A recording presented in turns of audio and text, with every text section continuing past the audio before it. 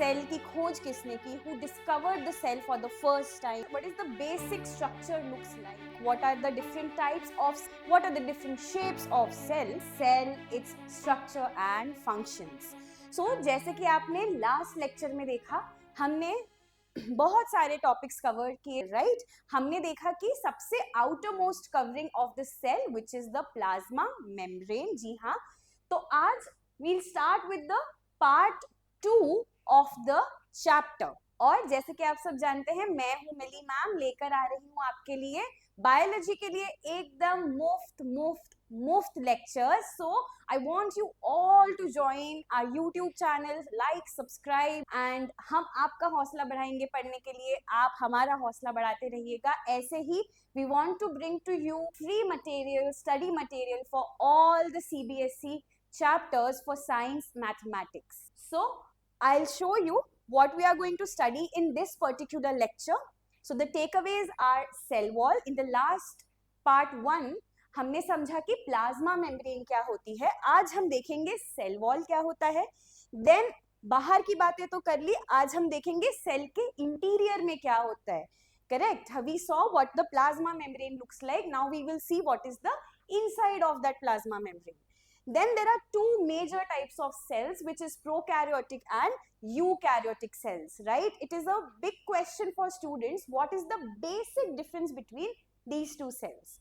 Now again, going to cell organelles. In both of these types of cell, there are some common, some uncommon cell organelles. We are going to cover all the cell organelles given in your textbook. Then we are going to move to a little tricky topic, which is cell division. तो देखिए बच्चों, cell division दो type का होता है, mitosis और meiosis. अगर आप चाहते हैं कि बायोलॉजी आगे परस्यू करें, 11th 12th 10th स्टैंडर्ड में हमारा बायोलॉजी स्ट्रांग हो, तो ये दो टॉपिक्स को घोट कर पी जाना है हमने. तो मैं गारंटी लेती हूँ, एक बार अगर मैंने आपको माइटोसिस और मियोसिस समझा दिया और आपने कान और दिमाग खोलकर समझ लिया, आपको लाइफ में कभी कंफ्यूजन नहीं होगा in what is the mechanism of cell division. तो ये कवर किया जाएगा.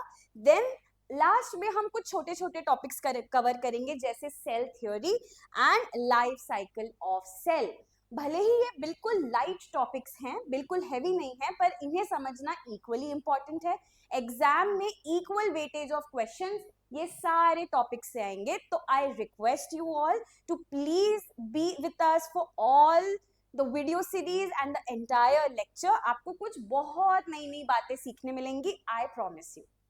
तो चलिए आज का लेक्चर शुरू करते हैं with cell wall, which is the outer most covering. तो देखिए, कल हमने बात की एनिमल सेल्स और प्लांट सेल्स की. एनिमल सेल्स मतलब क्या? Which humans come under animals, right? And plant cells are the cells which is the building block of all the plants that you can see around you. So in plant cells में एक क्या खास बात जो हमने देखी कि presence of cell wall देखने मिलता है हमको प्लांट सेल में, जो कि एनिमल सेल में देखने को नहीं मिलता. So the outermost covering of all the plant cells as well as prokaryotic cells. अब प्रोकैरियोटिक सेल्स मतलब क्या, हम आगे अच्छी तरीके से पढ़ेंगे, पर प्रो मतलब प्रिमिटिव एंड कैरियोटिक मतलब न्यूक्लियस. तो ऐसे सेल्स जिनकी न्यूक्लियस पुराने जमाने का है, वो आ गए अंदर प्रोकैरियोट्स.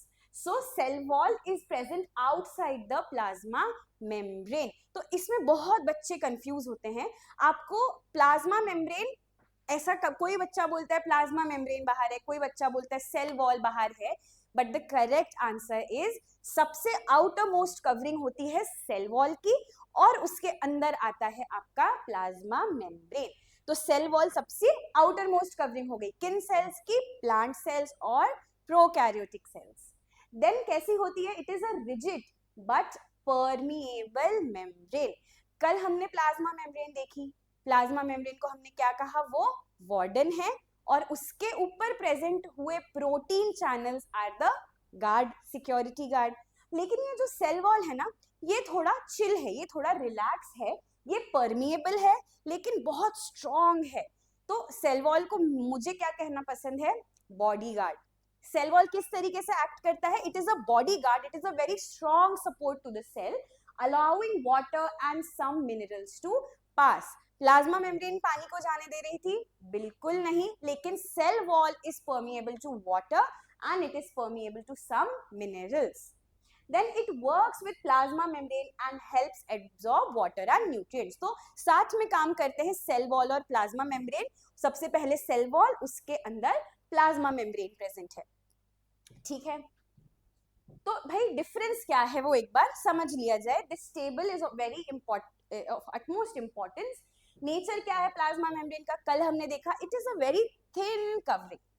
अच्छा, आपसे एक क्वेश्चन पूछती हूँ, अगर आप पार्ट 1 देखकर पार्ट 2 में आए हैं तो क्या आप मुझे बता सकते हैं what is the thickness of plasma membrane? कल ही पढ़ा था हमने, बताइए बताइए. करेक्ट, नीचे कमेंट बॉक्स में लिख के दिखाइए. Then cell wall is rigid and strong. मैंने कहा ये बॉडीगार्ड की तरह काम करता है, it is rigid and strong. तो प्लाज्मा मेम्ब्रेन फ्लेक्सिबल है, लेकिन cell wall is not at all flexible. एक बार को आप आपकी वार्डन को मना सकते हैं कि हाँ मैम, मेरी फ्रेंड्स हैं, मेरी बहनें हैं कुछ जो अंदर आ सकती है, but bodyguard is not at all, it is very rigid and strong. Permeability, plasma membrane is selectively permeable and cell wall is freely permeable. मतलब क्या? किसी को भी अंदर और बाहर आने जाने देता है, लेकिन इसका कॉम्पोजिशन रिजिड है, पर किसी को भी अंदर और बाहर आने के लिए अलाउ करेगा. कौन? Cell wall. Plasma membrane is found in all the cells. Correct, चाहे वो यूकैरियोटिक सेल हो, प्रोकैरियोटिक हो, animal cell, plant cell. Right, हमने देखा था कल, बैक्टीरिया हो, फंजाई हो, सब में क्या कॉमन है? Plasma membrane. But cell wall is only present in plants, fungi and bacteria. याद रखिएगा, cell wall is not present in all types of cell. It is only present in plant, fungi and bacteria. What is the main role of plasma membrane? It controls the entry and exit. कल हमने देखा, right, lipid bilayer के बारे में पढ़ा हमने, और देखा कि उनके अंदर कुछ चैनल्स है जो पानी का ऑस्मोसिस करवाते हैं. Correct, endosmosis, exosmosis. लेकिन cell membrane, cell wall, it gives shape and support. तो वो किसी भी मटेरियल के एक्सचेंज में काम नहीं आता, बस सपोर्ट देने के काम आता है. तो देखिए, अनियन सेल्स, अनियन क्या है? प्लांट सेल्स है या animal? Correct, they are plant cells. So आप ये बाहर आउटर मोस्ट मेम्ब्रेन या आउटर मोस्ट कवरिंग जो देख पा रहे हैं, that is nothing but the cell wall, and look how it is giving a particular shape to the plant cells. Correct. दूसरी जगह पे ये human cheek cell है, it is the animal cell, and इसमें आपको कोई defined shape नहीं मिलेगा, बिल्कुल भी rigidity नहीं है, क्योंकि इनकी outermost covering है plasma membrane and it is very thin, right? But cell wall is thick and it gives rigidity and strength to the cell. कुछ और बातें पढ़ेंगे हम सेल वॉल के बारे में. It gives plants fixed shape and strength and support. हमने देखा कि प्लांट्स जो है, देखिए बच्चों, जो ह्यूमंस है या एनिमल्स है, जो भी वर्टिब्रेट्स के अंदर आते हैं, करेक्ट, उनमें एक क्या होगी? पीछे वर्टिब्रल कॉलम होगी. आप जब आगे जाके क्लासिफिकेशंस पढ़ेंगे तो आपको समझ में आएगा, एक ग्रुप है वर्टिब्रेट्स, एक ग्रुप है इनवर्टिब्रेट्स, बट उसमें अभी डेप्थ में ना जाते हुए, हमारे पास हमारा पोस्चर मेंटेन करने के लिए हमारी बैकबोन है, पर प्लांट्स के पास तो बोन्स भी नहीं है, बैकबोन भी नहीं है, स्ट्रक्चर मेंटेन करने की कोई सामग्री प्लांट्स में नहीं है.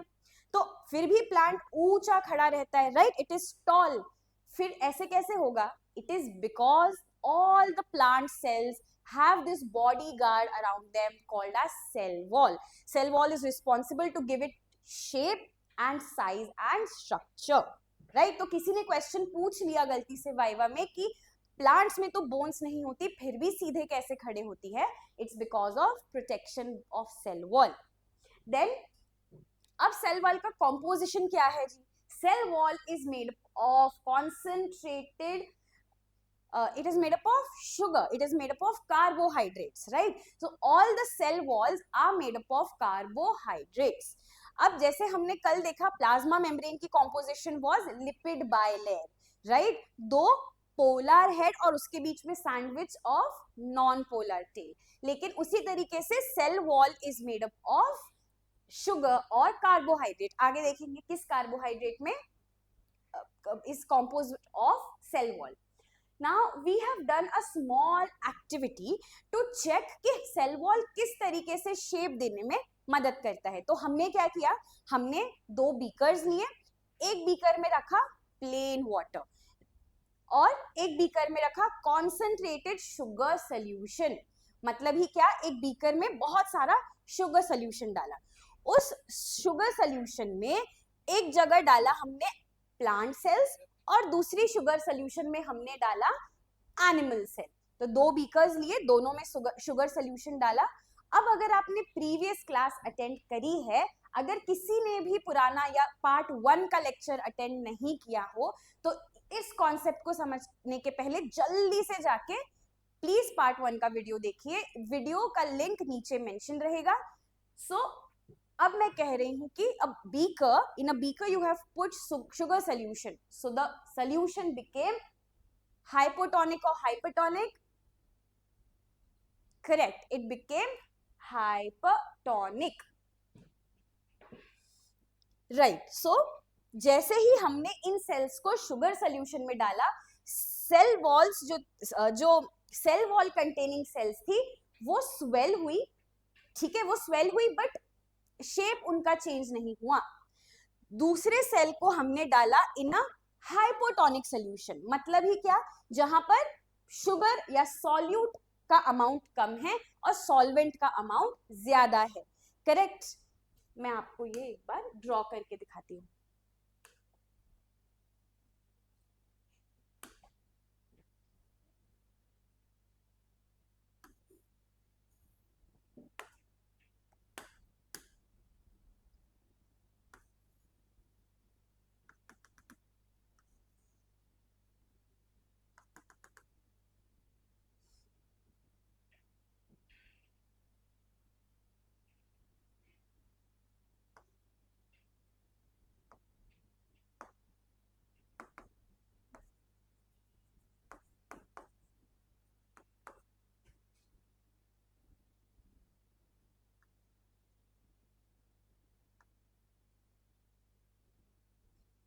ये हो गया आपका हाइपोटोनिक.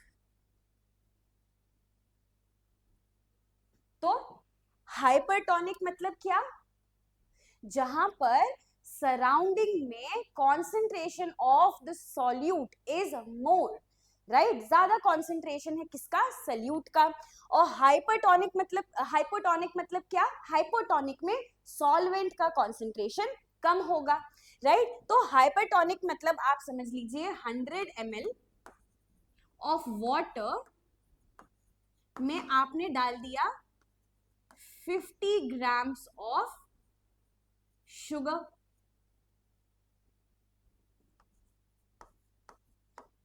यहां पर 100 ml ऑफ वाटर में आपने डाल दिया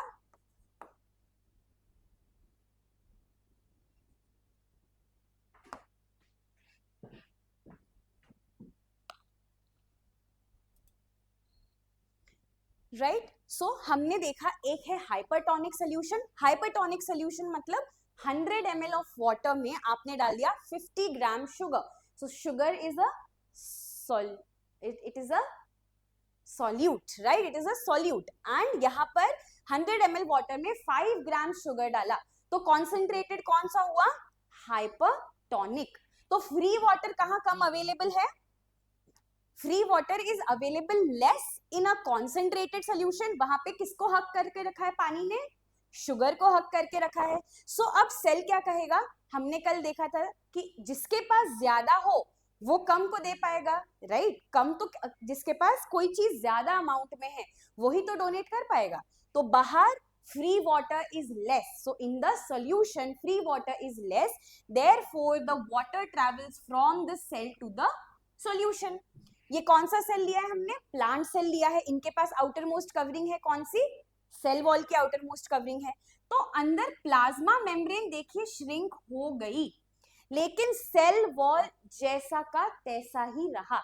सो प्लांट के शेप में कोई भी चेंज नहीं हुआ even if there is exosmosis, and दूसरी तरफ हाइपोटोनिक सोल्यूशन में अगर आप प्लांट सेल डालेंगे so there is endosmosis. So plasma membrane has become inflated. तो एक इन्फ्लेटेड मतलब फूला हुआ, जैसे एक बलून में अगर आपने एयर फिल करी तो वो उसका शेप कैसा हो जाएगा, उसको कहते हैं प्लांट की भाषा में टर्जिड सेल, मतलब ही फूला हुआ सेल. उसके अंदर क्या भर चुका है अभी, वाटर या सॉल्वेंट, तो सॉल्वेंट भर गया, लेकिन सेल की शेप जैसी की तैसी है. There is no bursting of the cell because it is protected by cell wall. समझ में आई बात. So because of cell wall protection the plant cell does not burst और it does not shrink.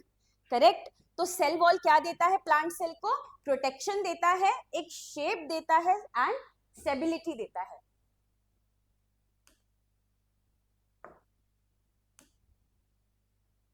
Right. Now what is the composition and importance of cell wall. हमने देखा कि cell wall क्या देता है सेल को, प्लांट को क्या देता है, वो शेप देता है, स्ट्रक्चर देता है, फूटने से बचाता है, श्रिंक होने से बचाता है. तो अब ये सेल वॉल बना किन चीजों से है. So cell wall is mainly composed of cellulose. मैंने आपको पहले बताया कि कार्बोहाइड्रेट, तो किस तरीके के कार्बोहाइड्रेट से वो बना है, सेल्यूलोज. मैं समझती हूँ कि आप सभी कार्बोहाइड्रेट्स और जितने भी बायोमोलिक्यूल्स हैं उनके बारे में आपको थोड़ा बहुत नॉलेज होना चाहिए कि कार्बोहाइड्रेट दिखते कैसे हैं, ग्लूकोज का मॉलिक्यूल कैसे दिखता है. So I hope all these concepts are clear. If not please जाकर हमारे शॉर्ट्स देखिए यूट्यूब पर, वहां आपको बिल्कुल ये सारे बायोमोलिक्यूल्स के बारे में एक जल्दी से रिकैप मिल जाएगा. So cellulose is a carbohydrate which is formed by many glucose molecules. So बहुत सारे ग्लूकोज को एक साथ जोड़ने के बाद एक बड़ा कॉम्प्लेक्स कार्बोहाइड्रेट बनता है जिसका नाम है सेल्यूलोज. और ये सेल्यूलोज किसके अंदर पाया जाता है, सेल वॉल. नाउ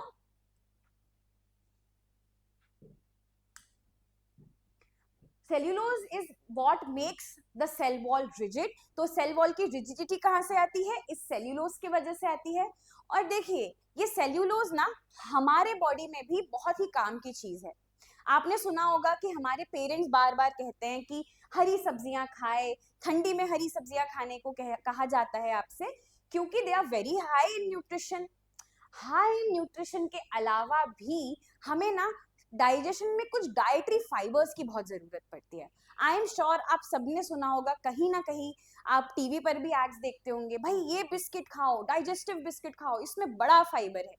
तो ये सब बाजार की चीजें खाने से अच्छा है आप ग्रीन वेजिटेबल्स खाए, जिसके वजह से आपको ये जो सेल वॉल है, वो सेल वॉल जो सेल्यूलोज से बनी हुई है, वो हमारे स्टमक में जाके काम करती है एज अ डाइटरी फाइबर. तो ये फाइबर क्या करता है ना, एक लेयर बनाता है आपके बॉडी में, आपके inner lining of digestive system में, और खाने की एब्जॉर्प्शन एंड डाइजेशन के प्रोसेस को बढ़ावा देता है. So it acts as a natural dietary fibre, what, cellulose. और एक बात, एक फन फैक्ट आपको बता दूं, हम ह्यूमंस में प्लांट या ये सेल्यूलोज को पचाने की क्षमता नहीं है. कभी ग्रीन वेजिटेबल्स खाओगे तो देखोगे कि हम पूरी तरीके से उन्हें नहीं पचा पाते. But on the other and वो जो कैटल होता है ना, काऊ बोल लो, बफेलो, गोट, ये सब, इनके पास एक एंजाइम होता है जिसे कहते हैं सेल्यूलेज एंजाइम, जो इस सेल्यूलोज को आराम से ब्रेक डाउन कर लेता है.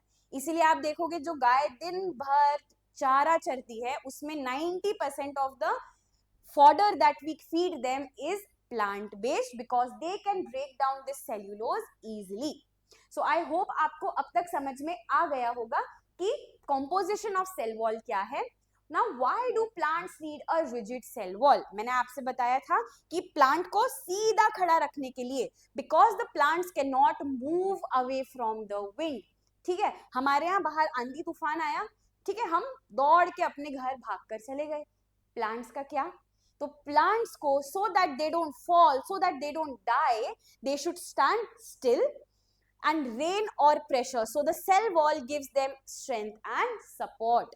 ठीक है, हमारे पास हमारे घर है, लेकिन प्लांट्स कहीं भाग के नहीं जा सकते, इसीलिए वो जहां भी खड़े हैं उनको सीना तान के खड़ा होना पड़ता है, जिसमें कौन हेल्प करता है? सेल्यूलोज. चलो, I hope you all understood. Now let's go through all the cell organelles. देखिए बच्चों, हमने अब तक क्या पढ़ा? हमने पढ़ा कि सेल दिखता कैसा है, उसकी आउटर मोस्ट कवरिंग क्या है. तो आपको अगर मैं पूछूं प्लांट की आउटर मोस्ट कवरिंग क्या है, तो आप आंसर करेंगे सेल वॉल. अगर मैं पूछूं एनिमल सेल की आउटर मोस्ट कवरिंग क्या है, तो आप कहेंगे प्लाज्मा मेम्ब्रेन. सो देखिएगा सेल ऑर्गेनल्स कौन कौन सी है, और वो प्लांट सेल में और एनिमल सेल में प्रेजेंट है या नहीं वो देखेंगे. वैसे तो लगभग सारे सेल ऑर्गेनल्स सेम ही होते हैं, पर फिर भी एक बार देख लिया जाए. So plasma membrane is present in both animal and plant cell. Then cell wall is absent in animal cells. Cytoplasm is present in both. So cytoplasm is the jelly-like material. हम आगे पढ़ेंगे. हर एक सेल के पास cytoplasm तो होना बहुत जरूरी है, नहीं तो बाकी की जो सेल ऑर्गेनल्स है वो उन्हीं में फ्लोट करती रहती है. देन न्यूक्लियस भी प्रेजेंट है दोनों एनिमल और प्लांट सेल में. राइबोसोम्स भी प्रेजेंट है, एंडोप्लाज्मिक रेटिकुलम भी प्रेजेंट है. Then Golgi apparatus, mitochondria, this is also present in both plants and animals. Lysosomes are present in very less number in plant cell, but lysosomes are present in big amounts in animal cell. अब lysosome क्या है? तो lysosome breakdown में काम आता है, हम आगे जाके पढ़ेंगे. बस याद रखिएगा कि प्लांट में लाइसोसोम्स का अमाउंट कम होता है और एनिमल सेल्स में अबंडेंटली प्रेजेंट होंगे. Then plastids like chloroplast. Plastids क्या होते हैं ना, जो प्लांट सेल्स के अंदर जो ग्रीन कलर आता है, ब्राउन कलर आता है, n number of colours that you see, those colours are because of a pigment. ठीक है, प्लांट सेल में बहुत सारे पिगमेंट्स प्रेजेंट होते हैं. अब पिगमेंट मतलब क्या? वो पिगमेंट कुछ ऐसा समझ लीजिए नेचुरल होली के कलर्स, जो आप नेचुरली जो कलर्स हमको नेचर ने दिए हैं, दे कम फ्रॉम द पिगमेंट्स. तो ये पिगमेंट्स कहाँ स्टोर होंगे? इन प्लास्टिड्स. तो अब ये पिगमेंट्स एनिमल सेल्स में होंगे क्या? नहीं, प्लांट सेल्स में ही होंगे. That's why plastids are present only in plants. Vacuoles are present in plant cell. A single large vacuole is present, whereas in animal cell there are many small and temporarily present vacuoles. Chromosomes मतलब ही हमारा genetic material, तो genetic material plant और animal cells दोनों में मिलेगा. And cytoskeleton is also present in both plants and animals. देखिए डरिए मत, आपने बहुत सारे नाम देख लिए सेल ऑर्गेनल्स के. आप कहेंगे मैम साइटोस्केलेटन क्या होता है नहीं बताया, प्लास्टिड्स क्या होते हैं अच्छे से नहीं बताया. रुक जाओ, धीरे धीरे एक एक टॉपिक को छान छान के पढ़ेंगे. हमने जितनी भी सेल ऑर्गेनल्स पढ़ी है, आपको एक बार ये वीडियो देख लीजिएगा, नींद से उठाकर भी कोई पूछेगा तो आप इजीली जवाब दे पाएंगे. No need to get worried by seeing a list of organelles. हम धीरे धीरे सब पढ़ेंगे. So we'll see what is the difference between prokaryotes and eukaryotes. देखिए सेल ऑर्गेनल्स पे बात करने के पहले हमें देखना पड़ेगा कि कितनी अलग अलग सेल्स नेचर में पाई जाती है, क्योंकि लगभग तो सेल सेम ही होती है, कॉम्पोजिशन भी सेम होता है, कुछ छोटी छोटी डिफरेंसेस होते हैं. उनके लिए हमको देखना जरूरी है कि प्रोकैरियोट्स और यूकैरियोट सेल्स कौन से हैं, एनिमल, प्लांट और बैक्टीरियल सेल्स किस कैटेगरी के अंदर आते हैं. तो देखिए सेल दो मेजर कैटेगरी में डिवाइडेड है, prokaryotic and eukaryotic. This is a very basic concept in biology. आपको ये समझ गया तो बहुत सी चीजें आसान हो जाएगी, क्लासिफिकेशन आसान हो जाएगा. तो देखिए प्रोकैरियोट्स, नाम ही इसमें याद रखने वाली जो बात है,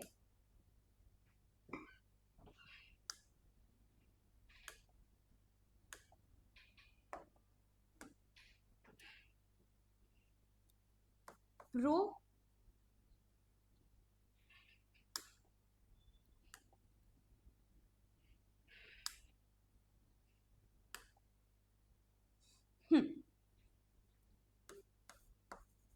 प्रो मीन्स प्रिमिटिव. प्रिमिटिव मतलब ही क्या? पुराने जमाने के. ठीक है, जो हम आपकी लैंग्वेज में जिन्हें आप बूमर कहते हैं, पुराने जमाने के, पुराने ख्यालात के, बहुत ही पहले वो इस दुनिया में आ चुके थे, तो वो हो गए प्रो या प्रिमिटिव। ये जो कैरियो है ना, ये कैरियो का मतलब होता है न्यूक्लियस, ठीक है, कैरियो का मतलब होता है न्यूक्लियस। ये जो छोटे छोटे टर्म्स है ना बच्चों, ये आपके टेक्स्ट बुक में साइड बाय साइड नोट करते जाइए, या आप जो भी कॉपी बना रहे हैं उसमें साइड साइड में नोट करते जाइए, क्योंकि ये जो शब्द है ये आपको बायोलॉजी में और साइंस में हम हर समय किसी भी क्लास में याद रखना जरूरी है। सो प्रो मतलब प्रिमिटिव एंड कैरियन मतलब न्यूक्लियस। तो प्रोकैरियोट्स मतलब जिनमें बहुत ही पुराने जमाने का न्यूक्लियस होता है, और यूकैरियोटिक सेल्स में नए जमाने का न्यूक्लियस। धीरे धीरे जो प्रोकैरियोटिक सेल थे वो इवॉल्व होते गए, उनमें कुछ कुछ चेंजेस होते गए। एवोल्यूशन समझते हैं आप लोग? हम पहले क्या थे? Apps, correct? देखा होगा ना आपने कोई में, छोटे छोटे छोटे बंदरों से कौन बन गया भाई? ऐसे चलते चलते जाता है और कौन बन जाता है? इंसान बन जाता है, उसे कहते हैं हम एवोल्यूशन। तो धीरे धीरे सेल्यूलर लेवल पे क्या हुआ, पहले एक प्रिमिटिव न्यूक्लियस आया, वो आया, वो कुछ कुछ फंक्शंस कर पा रहा था, कुछ कुछ फंक्शंस उससे नहीं हो पा रहे थे, तो धीरे धीरे उसने अपने आप को इवॉल्व किया, राइट? जैसे हम पहले शायद पढ़ाई में ठीक ठाक थे, फिर हमने देखा नहीं, अगर हमें सक्सेसफुल बनना है तो अपने आप को थोड़ा इवॉल्व करना जरूरी है। वैसे ही इस प्रोकैरियोट ने खुद को इवॉल्व किया, अपने आप को थोड़ा कॉम्प्लेक्स बनाया और बन गया क्या? Eukaryotic cell. तो देखिए इसमें क्या डिफरेंस है। Nucleus is absent in prokaryotic cell but present in eukaryotic cell. तो जो प्रोकैरियोट्स है उनमें ट्रू न्यूक्लियस नहीं होता। देखिए बच्चों, ये बहुत ही इंपॉर्टेंट टॉपिक है, ध्यान से सुनिएगा, बिल्कुल डिस्ट्रैक्ट मत होइएगा। For some time pay attention on the screen. So nucleus is absent in prokaryote but present in eukaryotes. Nucleoid is present in prokaryotes. तो प्रोकैरियोट्स में क्या होता है? रियल न्यूक्लियस नहीं होता, प्रिमिटिव न्यूक्लियस है। उस प्रिमिटिव न्यूक्लियस का नाम हमने क्या दे दिया? राइट, न्यूक्लियोइड नाम दे दिया हमने। और साइज क्या होता है प्रोकैरियोटिक सेल का? छोटा होता है, ओनली 1 to 10 माइक्रोमीटर। और यूकैरियोटिक सेल्स थोड़े बड़े हैं, उनमें थोड़ी ज्यादा कॉम्प्लेक्सिटी है, इसीलिए 10 to 100 माइक्रोमीटर्स। प्रोकैरियोट्स में membrane bound organelles are absent. ये देखिए इतनी सारी जो भी हमने ऑर्गेनेल्स देखी ना, प्रोकैरियोट्स में कुछ कुछ ऑर्गेनेल्स तो प्रेजेंट है, लेकिन उनके बाहर कोई मेम्ब्रेन बाउंड नहीं है, ये याद रखिएगा। पर यूकैरियोट्स में जितनी भी सेल ऑर्गेनेल्स है उनकी अपनी खुद की एक मेम्ब्रेन होती है। एंड फॉर एग्जांपल प्रोकैरियोट का best example is bacteria, and eukaryote का example is plants and animal cell. तो देखिए अगर आप देखा जाए तो हम कहां से इवॉल्व हुए हैं? बैक्टीरिया से। हमसे कई साल पहले जब बिग बैंग हुआ, धीरे धीरे लाइफ आई, तो सबसे पहले आए थे बैक्टीरिया या यूनिसेल्युलर ऑर्गेनिजम्स, एंड फिर धीरे धीरे बने plants and animals, multicellular organisms, correct? Alright, तो ये स्ट्रक्चर कुछ आप देख सकते हैं यहाँ पर। प्लांट सेल कुछ ऐसा दिखता है, उनमें होता है सेल मेम्ब्रेन, सेल वॉल सिर्फ प्लांट सेल में होगा, ठीक है। Then all the cell organelles that you can see are membrane bound. इनमें आपको एक क्लियर सेंट्रल न्यूक्लियस दिखेगा। वेयर एज अगर आप बैक्टीरियल सेल देखेंगे तो यहाँ पे जितने भी सेल ऑर्गेनेल्स है उनमें कोई मेम्ब्रेन नहीं है, ना ही कोई सेंट्रल न्यूक्लियस है। न्यूक्लियस की जगह पर क्या है? न्यूक्लियोइड रीजन, ठीक है। वो न्यूक्लियोइड रीजन में उनका क्रोमोसोमल डीएनए ऐसे ही तैरता रहता है, अंडरस्टूड? तो this is the main difference between prokaryote and eukaryotic cell. अब ये न्यूक्लियोइड क्या है जल्दी से समझ लेंगे। So prokaryotic cell lack membrane bound nucleus, ठीक है, उनके पास कोई न्यूक्लियस नहीं होता। There DNA is a single circular molecule. तो ऐसा कुछ सर्कुलर डीएनए होता है किनका? प्रोकैरियोट्स का। The reason containing this DNA is called the nucleoid. तो ये तो प्लाज्मिड डीएनए है, यहाँ पर बीच में एक सर्कुलर डीएनए होगा, और वो सर्कुलर डीएनए जो एरिया में होगा उस एरिया का नाम क्या दे दिया इन्होंने? न्यूक्लियोइड। सो आई होप इसके बाद आपको कभी भी लाइफ में प्रोकैरियोट्स और यूकैरियोट्स के बीच में डिफरेंस याद करने की जरूरत नहीं, फिर से समझने की जरूरत नहीं। आई होप आपको ये कॉन्सेप्ट समझ आ गया हो। नहीं आया हो तो पॉज करिए, रिवाइंड करिए, धीरे धीरे देखिए, आई एम श्योर आपको समझ आएगा। And if you all have any doubts, please write it in the comment section. I will personally make sure that I solve your doubts. चलो, ये कुछ मिसलेनियस छोटे छोटे टॉपिक्स है जो कोई बड़े टॉपिक के अंदर नहीं आते, बट इनमें से 1 मार्क 2 मार्क्स या फिर मैच द फॉलोइंग MCQs ऐसे क्वेश्चन जरूर आएंगे। सो ध्यान से देखिएगा। ए सेल्यूलर इन्फेक्शियस एजेंट। अब ए सेल्यूलर का मतलब क्या? ए मतलब विदाउट। तो कुछ ऐसे इन्फेक्शियस पार्टिकल होते हैं जिनमें ट्रू सेल भी नहीं होता। अब तक के तो आप देख रहे थे यूनिसेल्यूलर है, कुछ मल्टी सेल्यूलर है, अब आप बोल रहे हो मैम ए सेल्यूलर, मतलब ऐसे इन्फेक्शियस मटेरियल जिनके सेल ही नहीं है। So examples are viruses and viroids and prions which are made up of, not made up of cells। तो इनमें ट्रू सेल नहीं होता। कहने का मतलब क्या? सेल के क्या क्या कंपोनेंट्स होते हैं भाई? सेल वॉल, प्लाज्मा मेम्ब्रेन, ठीक है, cell organelles, all these are missing in virus and viroids and prions. इसीलिए हम कहते हैं they are not made up of cells, they contain genetic material with a protein coat. तो उन्होंने क्या कर दिया? एक जेनेटिक मटेरियल लिया जो कि डीएनए हो सकता है, आरएनए हो सकता है, मेजरली आरएनए होता है। उस आरएनए को बस एक प्रोटीन की कोट दे दी और बोला चलो जाओ इन्फेक्शन कराओ, है ना। वायरसेस तो आपने सुने होंगे।